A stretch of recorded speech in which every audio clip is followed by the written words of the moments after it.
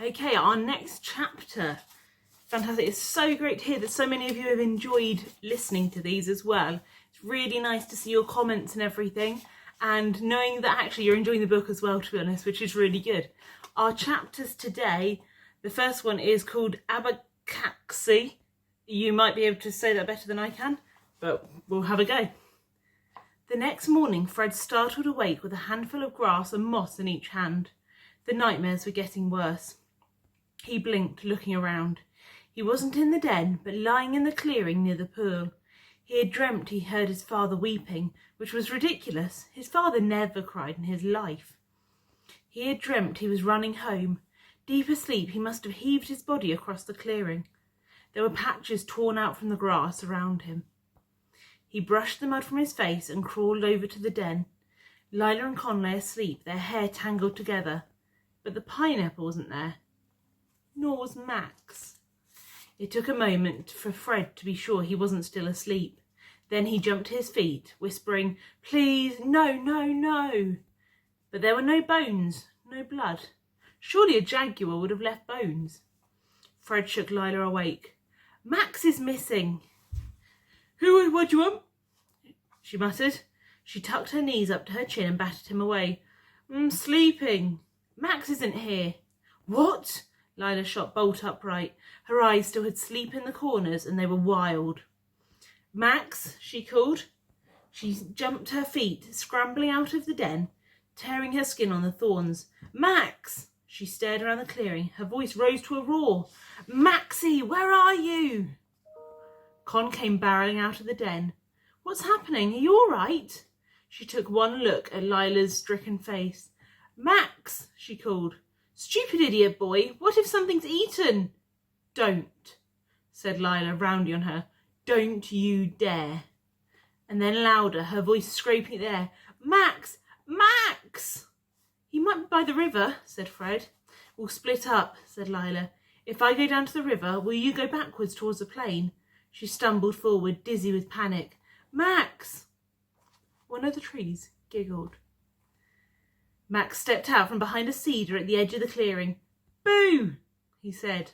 He waggled his arms and legs and tongue at them. "I've been awake for hours. I'm bored." "Max!" Lila's eyes were brick hard and ferocious. "You vile little brat. If you ever do that again, I'll tell Papa when we get home and he'll beat you with his shoe." Max's face fell. "He wouldn't. He never hits me." "He would if I told him what you did." She looked closer at him, her eyes narrowing. "Where did you go?" "Secret." "And did you eat the pineapple?" "Secret," said Max. He wiped guiltily at his cheek. "Max!" Lila balled her fists. "Max, if you ate all our food, I don't care what Mama says. I'll smack you so hard." Max pressed his lips together and shook his head. "Pick me up, Lila," he said. "Tell us, Max, where did you go?" "Up." His eyes filled with tears. "I'll tell you if you pick me up." His body began to shudder with huge, body-shaking sobs. Lila gave a hiss of fury. She picked him up. The sobbing ceased immediately. "You can't get your own way just by crying," said Con, her face tight. He smiled up at her. His face was full and clear of tears. "Yes, I can," he said. "Now, tell me." Lila took hold of Max's chin. "Where did you go? Where's the pineapple? Did you steal it? Did you eat it all?" "No, I wanted to share it with some animal." "Which animal?" "The monkey thing." "Where?" "By the lavatories," said Max. He was pouting. "I didn't do anything wrong. He was hungry. I was being kind." Lila dropped Max on the ground. He gave a wail, but saw her face and stopped. "Show me," said Lila, "or I won't believe you." An unexpected excitement gripped Fred. Lila began to run, the other three following, down the path they'd hacked, towards the cluster of trees surrounding the trunk of the boys' lavatory. Max was tugged along by the hand, his legs pounding double time to keep up. "Slow down," he wailed. They passed the lavatory and moved out of the sunlight into the thick-growing trees. Suddenly Max stopped. "It's there!" He pointed up at a low-hanging branch. See, I wasn't lying. Above their heads rose a great flowering white tree. From one of the branches hung a small animal, unlike anything Fred had ever seen before. It was looking up with huge eyes at a vulture in the branches above its head. On the ground below it were 3 chunks of pineapple, untouched, and some distance away 2 more vultures crouched over the corpse of a larger version of the same animal. "Get away!" yelled Lila. She ran forward, kicking at the birds. "Get away from it!" The 2 vultures on the ground took off, startled, but the vulture in the tree only ruffled its feathers. It was enormous, as broad as a Labrador around the middle, and its eyes watched the tiny animal hungrily. The animal on the branch let out a mew like a cat. It was grey-brown with a cream face, a dog-like snout, and immense black eyes. Its arms were long and chicken-bone thin, ending in curved claws. It was small enough to cup in your hands. What animal do you think that might be? Read on, see if we can find it out. Lila ran to the base of the tree, gripped the lowest branch and scrabbled with her feet against the trunk. The vulture, feeling the tree shake, flapped its wings, cawed and disappeared. Lila hauled herself into the branches. Her knees were shaking. Her breath was unusually loud. She sat on the branch where the animal was perched and began to scoot forward, both hands gripping tight. With quivering fingers she unwound its legs from the branch and rewound them around her arm. The creature let out a mewling sound. Lila began to edge backwards along the branch. Fred could hear her whispering prayers under her breath. She stumbled as she landed on the ground and half fell, but made sure to keep the arm with the animal high above her head. Max ran to her. "What is it? Let me see." "It's a sloth," said Lila. Her voice was hushed with awe. "A baby sloth." Fred stepped closer. It was one of the most extraordinary things he had ever seen. It was very ugly and very beautiful, both at once. Its fur still had the fluffiness of babyhood. "Let's make it play," said Max. He grabbed at Lila's arm. "No." Lila seized his wrist, cradling the sloth against her chest. "Don't. You'll hurt it." The brother and sister glared at each other. "No, I won't. I'll be soft." "Maxie, you mustn't. It's terrified. It doesn't have a mother to protect it. See, it's shaking." "But I love it." Max looked dangerously close to tears. "But it doesn't need you to love it to death. It needs us to be slow," whispered Lila. "Come on, Maxie. Let's take it back to the camp. You can bring the pineapple." Back in the clearing, Lila made a bed of soft grass for the sloth. She set it down on its stomach where it lay quivering and held out the pineapple to it. "I want to touch it," said Max. "No," said Lila as she sat down. "Let him catch its breath." The sloth shook. Lila shook. Every part of her radiated longing. It was probably best, Fred imagined, to leave people alone at such moments. People suddenly bludgeoned by passions were unpredictable. They might bite or cry. He stepped backwards, giving her room. The sloth moved, very slowly, out of its bed and towards Lila. It reached her shoe and crawled, so slowly Fred was sure he could hear its muscles stretching and retracting under its fur, into Lila's lap. With a peculiar jerky grace, the sloth reached out and grasped the pineapple between its front paws. Lila didn't seem to be breathing, but it was as if a light suddenly came out of her. She seemed to glow in the forest. The sloth struggled to arrange the fruit so it could bite it, but Lila didn't move. She sat, stock still, watching it sprawled itself more comfortably across her lap. It moved like an unoiled rocking horse, Fred thought. Lila looked up and saw them. "I've never seen one in real life," she whispered. "People always told me sloths are slow and stupid, but I think they're only slow the way ballet is slow." Very, very softly, she laid a finger on the sloth's chest. "I can feel its heart. It's fast. It's a different rhythm." The sloth finished chewing at the pineapple. It crawled up Lila's arm and clung up to her, up near her shoulder, resting its head just below her right ear. It made a little snorting noise, and Lila's hair ruffled. "He needs a name," said Con. "I've never named anything." said Lila, her neck twisted to look at the sloth. He was trying very, very slowly to eat her earlobe. You don't have pets? Asked Fred. It seemed strange for a person who was so clearly designed to live among living things. I was never allowed one. I begged and begged, but Mama and Papa move a lot for their work, and they said it wouldn't be fair. Lila looked hard at the sloth. She narrowed her eyes. Her lips formed a word. What's his name? Asked Max. You have to tell us. It can't be a secret. Abacaxi, she said. Yes, said Max authoritatively. That's good. Say it again, said Con. Abacaxi. It's Portuguese for pineapple, said Lila. Bacca for short. I'm glad there was a short because I can't keep saying that word. Okay, let's go on to the next chapter. Okay, the next chapter is called The Monkey and the Bees. Jungles, Fred found, were full of corners and crannies. They held secrets. But the secrets emerged in the most unexpected ways. They would never, he thought, have found the scrap of paper that changed everything if it hadn't been for the joint efforts of the monkeys and the ants and the bees. Max saw them first, late that afternoon. He had been lying on his back, staring up at the sky, while Lila and Con and Fred sat by the fire and tried to make a plan.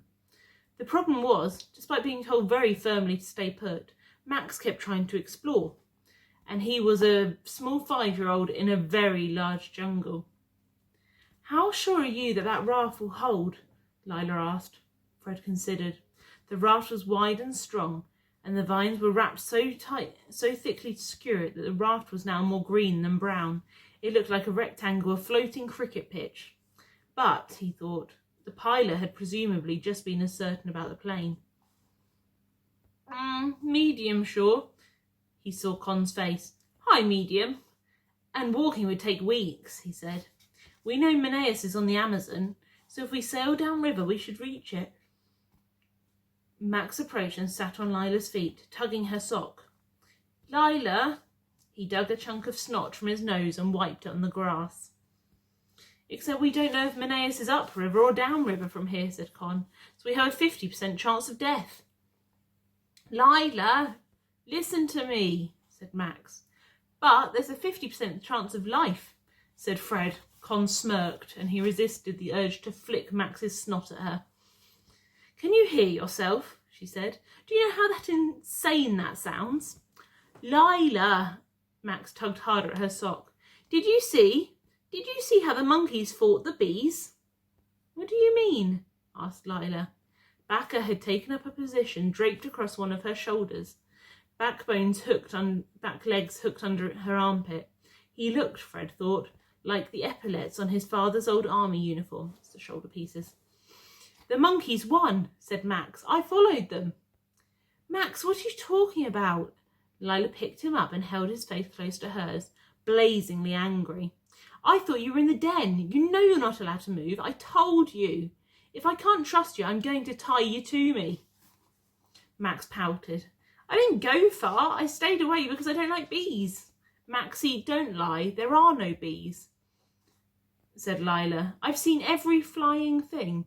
Ants and beetles and mosquitoes, but no bees. It was over there, said Max.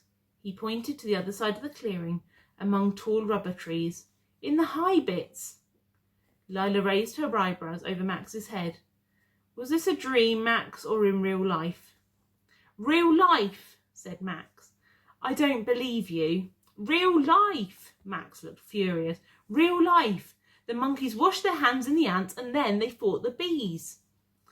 I've no idea what you're trying to describe, said Con, but it sounds terrifying.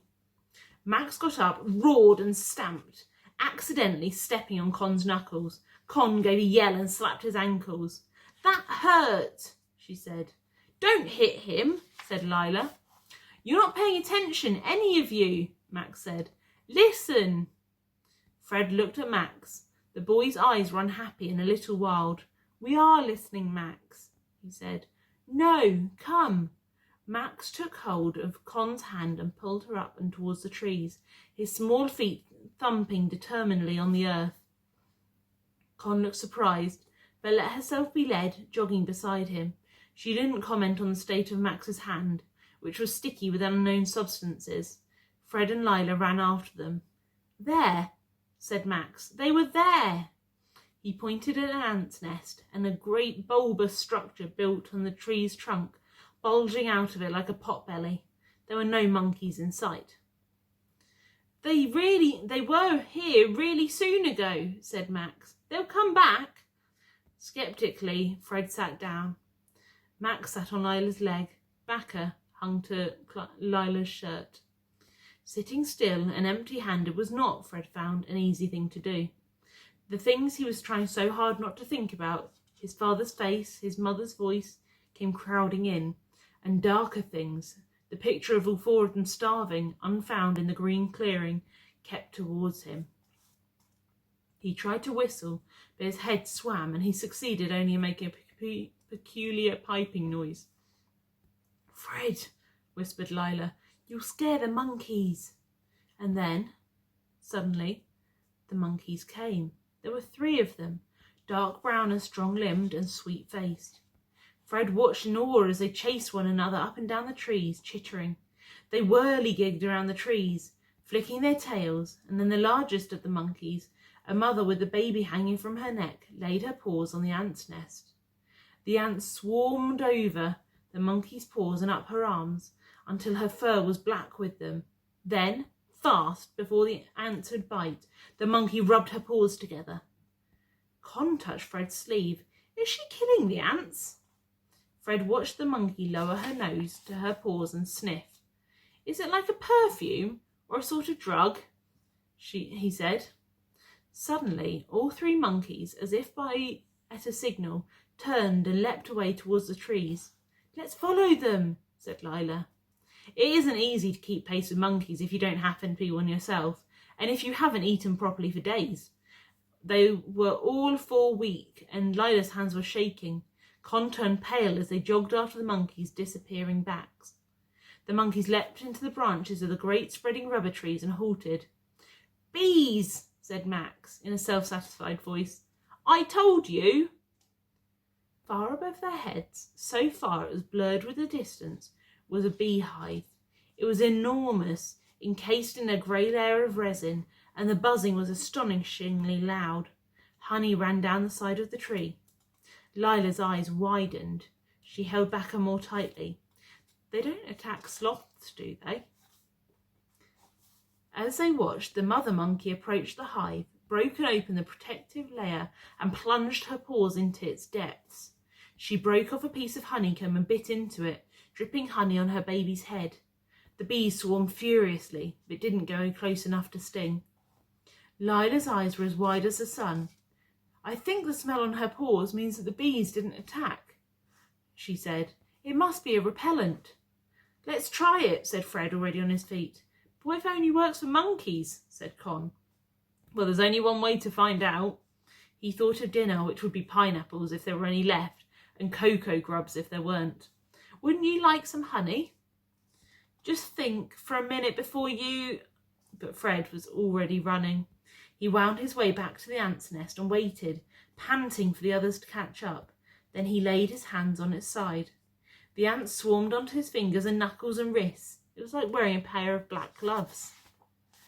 "They tickle," he said. The ants were so small it was like being covered in full stops.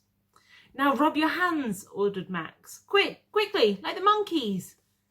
A few of the ants swarmed up Fred's arms all the way to his chin, but they didn't seem disposed to bite. He rubbed his hands together, feeling a little guilty, and then sniffed. The smell was so strong that he gagged. "You know that stuff that they put on cuts at school?" he said. "It's like that." "Disinfectant," said Lila. He rubbed his hands over his face, as he'd seen the monkeys doing, and up his arms. He hesitated and then gathered more ants and rubbed the smell onto his legs and ankles too, just in case. Fred pulled his hand down to her face so she could sniff. "It smells like ammonia," she said. "Like my aunt's smelling salts." They ran back to the honey tree. Fred thought the others seemed to be giving him a wider berth than usual. "You smell like a bad idea," said Max. "Like medicine." At the foot of the tree, Fred looked up. The trunk was enormous and the bees a distant cloud. Are you sure you don't want to stop to think for one single second, to at least make a plan? Said Con. I'll be fine, said Fred. He always loved climbing trees, that feeling of navigating an unknown land upwards. The others watched him. Lila with expectant eyes, Con with one eyebrow and her upper lip raised, Max with his finger in his nose. He seized a lower branch and heaved himself up. Max cheered. Fred's legs scrabbled for purchase, and then he found a knot in the bark and pushed upwards. He felt immediately that this was different. This was nothing like climbing at home. His muscles were weak and less at his command. His arms and legs had less pull and spring to them. It occurred to him with a jolt that he hadn't checked to see if the tree's wood was rotten. The tree creaked under him, loud as a hinge on a giant's gate. Oh, he whispered very quietly. Thank you. He reached for the next branch and the next, his shoes slipping and sliding on the smoothness of the bark. Oh, for goodness sake, he said. He heard Con say. He's going to get himself killed. He'll be all right, said Lila. Really? What if he's not, though? It'll be even harder stuck in this place with just the three of us. Fred, she called, please come down. Fred ignored her. He swung higher and faster. He set both feet on a thick branch and looked above his head for a good handhold. Suddenly, the branch under his feet snapped. His legs flailed in the air, kicking against the trunk of the tree, and he swung his hands, feeling his fingers slip against the slick surface. He scrabbled with his right hand for another branch, his legs blindly seeking a foothold. His feet met solid wood again. He tried to pull up on the next handhold, but his arms felt hollow, no more use than wool or straw. He stood in a knot in the tree, clutching at the branch above his head, frozen. He tried not to think of what his father's face would look like if he heard that his son had died climbing a tree. Look at him, said Con. He's stuck. Are you all right? Called Lila. He's obviously not, said Con. I'm not going to stand here and watch him die. She stomped to the base of the tree, her shoulders hunched around her ears, and began to haul herself up, her jaw locked like a boxer's. She moved stiffly and steadily, despite the shaking in her hands and knees. Fred watched as she came to rest a few branches below him, staring up, hugging the trunk to her chest. Her ankles were wobbling with fear. What are you doing? He asked through gritted teeth. Telling you to come down. No, said Fred, I'm going up. Then I'm coming too. Why?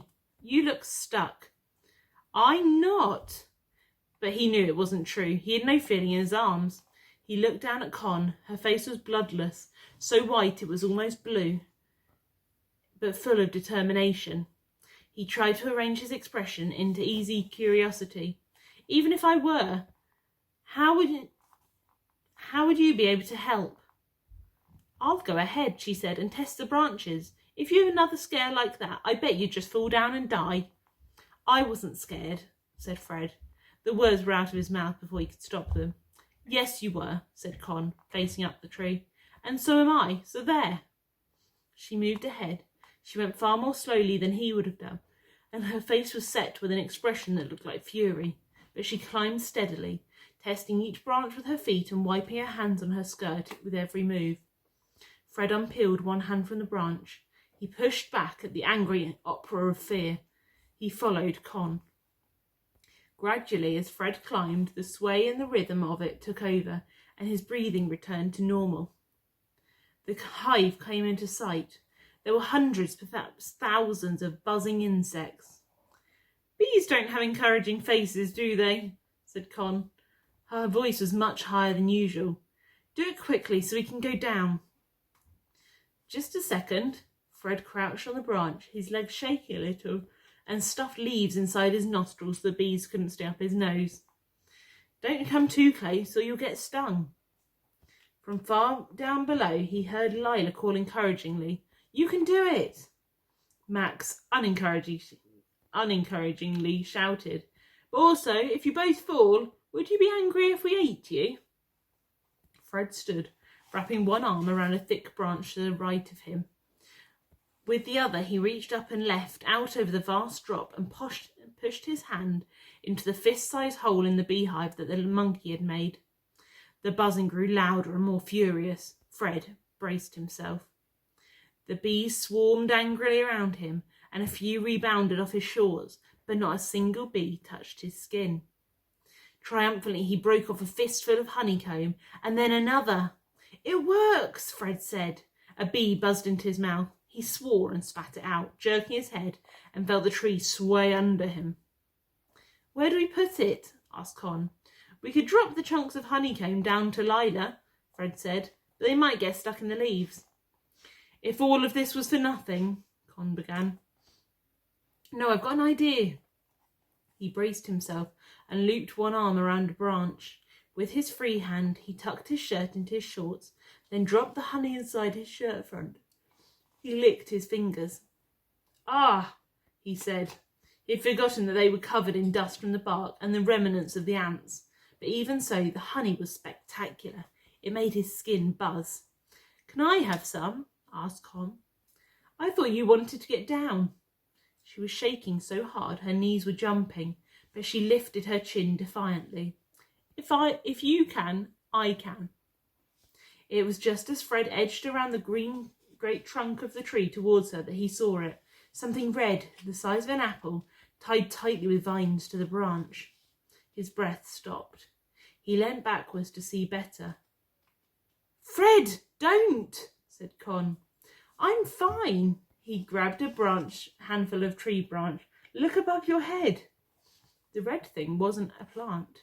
It didn't have a tinge of life to it. "What is it?" She squinted upwards. "The leaves are in the way." "I think it's leather." "Like a handbag?" "No, something else." He edged around her and upwards. He unwound the thing from the tree as quickly as he could, his hands shaking. The branch he was on was broad, and he sat down on it, his legs hanging over the other side. Con approached and sat facing him, hugging the trunk with one shaking arm. "Don't open it now," she said. "Wait until we're on the ground, you idiot." "Just quickly," said Fred. It was a red leather pouch with a leather drawstring and the remnants of gold writing at the base. It was heavy. His hands were shaking as he opened it and pulled out a lump of metal. "A tobacco tin," he said. It was rusty, but less rusty than the sardine can. "Let me see," said Con. There were words on the side. She whispered them out loud, as if they were a spell. "Collier's Finest Tobacco, London, Piccadilly." "There's something else," he said. The tree rocked suddenly in the wind, and a thing slipped through his fingers. He caught it just in time. It was also rusty and rough in his fingers. "A penknife," he said. "Is that everything?" "I think so." He brushed away a stray bee and upturned the pouch over his palm. A piece of paper fell out. "What's that?" said Con. "A letter?" It was a sheet of paper from the blank end pages of a book, marked in ink and labelled with the neat block capitals. In the corner was a sketch of the points in a compass. "It's a map," he said. Goosebumps rose on his arms. Fred knew the power of maps. They gestured to hidden things. They were line drawings of the world's secrets. He studied it. It was sketched in ink which had faded in the creases of the paper. There were thin lines for tributaries and a thick one for what he assumed must have been the Amazon. In the far right-hand corner there was an X. It had been scratched so fiercely that the pen had pierced the paper. "What do you think it's of? What's the X stand for?" Con's eyes were wide. She seemed to have forgotten they were 30 metres up in the sky. "I don't know." Fred looked upwards. The tree they were sitting in was taller than the others surrounding it. Near the top, where it thinned to a spike, it stood high above most of the rest of the canopy. "I'm going further up," he said. "If I can get above the canopy, I might be able to see." "No, you're not. That would be insane. You're just showing off because you're embarrassed you got scared before." Fred felt his ears grow red. "I'm going. Do you want to go back down or come with me?" Con pulled the corners of his mouth towards her chin. "I'm coming too, obviously." They went slowly, testing each branch as they got thinner and thinner. The branches became springy and fork-handle thin. Suddenly, Fred's head broke out from under a leafy branch, and he found himself head and shoulders above the canopy. Below him the river stretched purple and silver. Fred tried to keep his breathing steady. It was exactly as he dreamt it from his seat on the floor in the corner of the library. "Look," he said. "I am looking," said Con. She was just below him, and her eyes were screwed tight. The river wound for miles around bends and swoops, disappearing onto the horizon near the foot of the mountain. As he watched, a monkey skittered down from a tree and leapt away, curling its tail around the branches as it swung past him. "Open your eyes, Con, you have to see." Con opened her eyes, and then opened them further, as wide as the sky. "I didn't know. It's Bite Your Fist beautiful." It looked, Fred thought, like someone had designed it with a purpose in mind, someone who wanted the world to be as wild and green, as alive as possible. Very slowly he let go of the tree with one hand. Fear rose up in his mouth, but he reached into his pocket. He unfolded the paper. It felt like a small green miracle.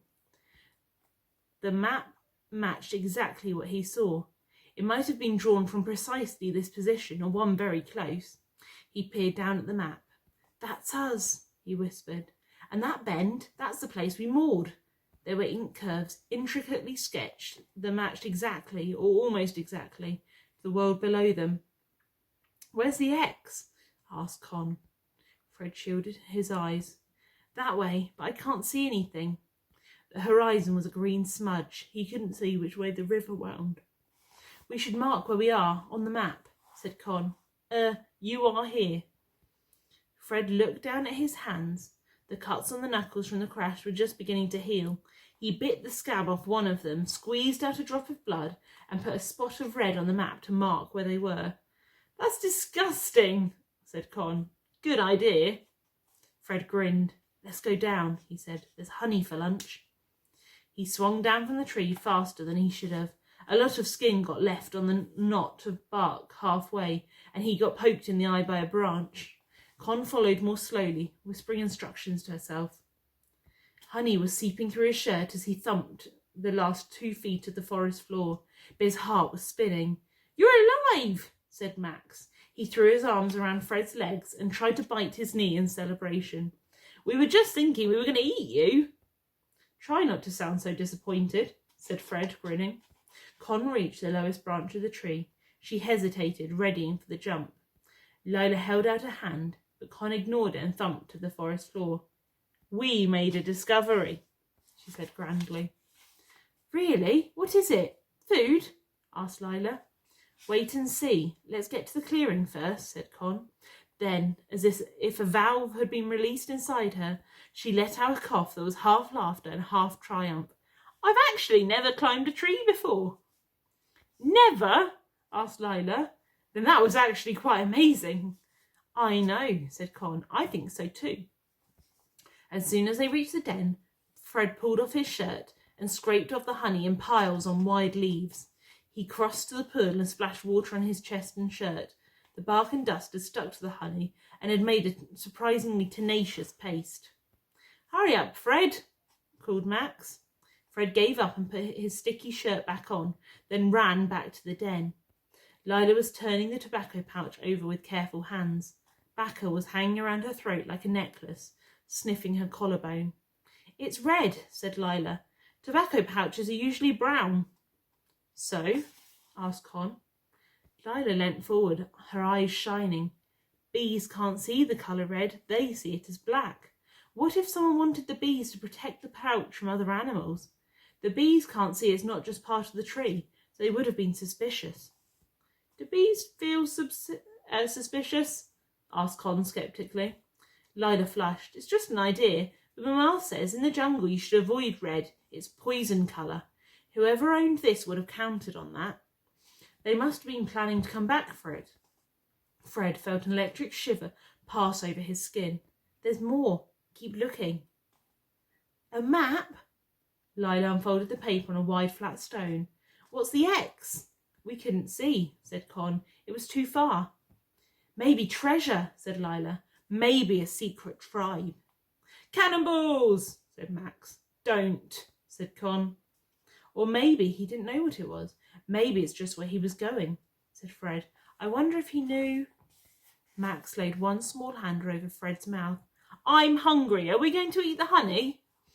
The honey worked on them like medicine. Lila sat up straighter. Colour came back into Con's cheeks. The taste of the honey was absolutely astonishing.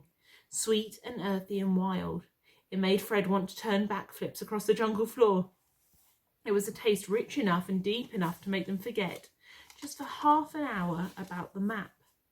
Okay, so a very exciting chapter, quite a long one again. We are going to find out tomorrow what that map is, what's going to happen next. So very exciting. I can't wait. I might have to read the next chapter ahead of you guys. But for now, you need to answer the questions that are coming up in just a second, and I will see you tomorrow. Bye!